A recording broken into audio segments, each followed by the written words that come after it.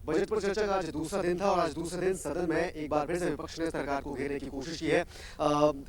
BJP विधायक हमारे साथ विपिन सिंह परमार मौजूद है जिन्होंने सरकार को घेरने की सत्र के दौरान आज सदन में कोशिश की है। सर, आपने कोई ऐसा मुद्दा नहीं छोड़ा। सरकार की जो कांग्रेस की जो गारंटियां, चुनावी गारंटियां थी, उनमें जो जो गारंटियां कांग्रेस की तरफ से दी गई थी, हर गारंटी पर आपने सरकार को घेरने की कोशिश की। क्या लगता है कि कहां पर सरकार का फेलियर कहां पर आपको नजर आता है?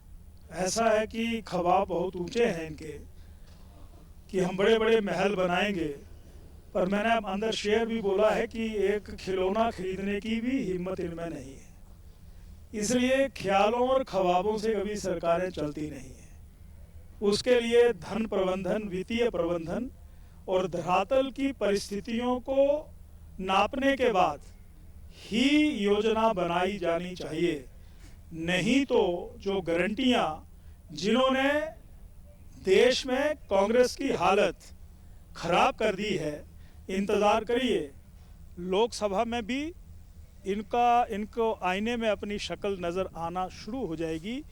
ये कांग्रेस की सरकार पूरी तरह से, चाहे वो महिलाओं के मान सम्मान की बात हो, चाहे बेरोज़गारों के रोज़गार की बात हो, चाहे पशुधन में गोबर खरीदने की बात हो, दूध खरीदने की बात हो, बिजली उपभोक्ताओं के लिए मुफ्त बिजली की बात हो, इत्यादि इत्यादि तमाम बातें जो हैं, मैंने अपना वक्तव्य में यही कहा है कि कांग्रेस पूरी तरह से फेल है।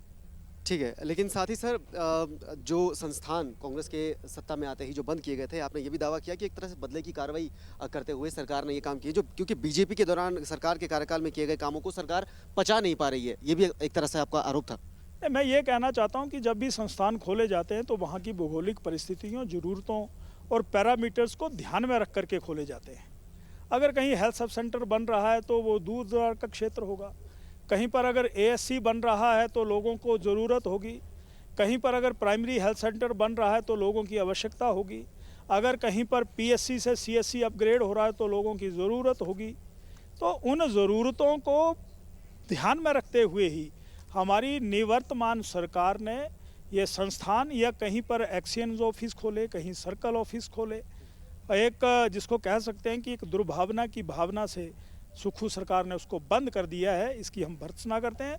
और आज मुख्यमंत्री जहां जा रहे हैं तो घोषणाएं कर रहे हैं जैसे उनके पास कोई जादू की छड़ी आ गई हो। तो ये मैं कहना चाहता हूं कि राजनीतिक द्वेष की भावना से हमारे तमाम संस्थान जो बंद हुए उनको खोलना चाहिए, ये कहना चाहता हूँ। आखिरी सवाल सर, सीयू का मुद्दा आपने उठाया, क्या सिर्फ बात 30 करोड़ की ही है या कोई और वजह आप इसकी देखते हैं? भारत सरकार ने सारा रकम जारी कर दी है। देहरा में कैंपस बनना शुरू हो गया है, धर्मशाला में बनना है। तो उसके लिए जो हमारा वन एवं पर्यावरण मंत्रालय है, उसने एक शर्त रखी है कि यहाँ पर जो पेड़ हैं, झाड़ियाँ हैं, पौधे हैं, उनकी एवज में 30 करोड़ रुपए जमा करवाइए और आपका मार्ग प्रशस्त हो जाएगा। वो सुखू सरकार उसको जमा नहीं करवा पा रही है। इसलिए हमारा ये कहना है कि जहाँ ये सरकार पूरे प्रदेश के साथ भेद कर रही है, कांगड़ा के साथ भी धोखा कर रही है, ये कहना चाहता हूँ। ठीक है, बहुत शुक्रिया सर हमारे साथ जुड़ने के लिए। तो ये थे विपिन सिंह परमार जिन्होंने सत्र के दौरान सदन में सरकार को घेरने की कोशिश की और एक तरह से बदले की भावना से काम करने का सरकार पर आरोप लगाया और साथ ही जो हाल ही में बजट पेश किया गया है उससे भी अपनी असहमति एक तरह से जाहिर की है। कैमरा पर्सन ऋषिपाल के साथ मैं धर्म प्रकाश, टीडी न्यूज़, शिमला।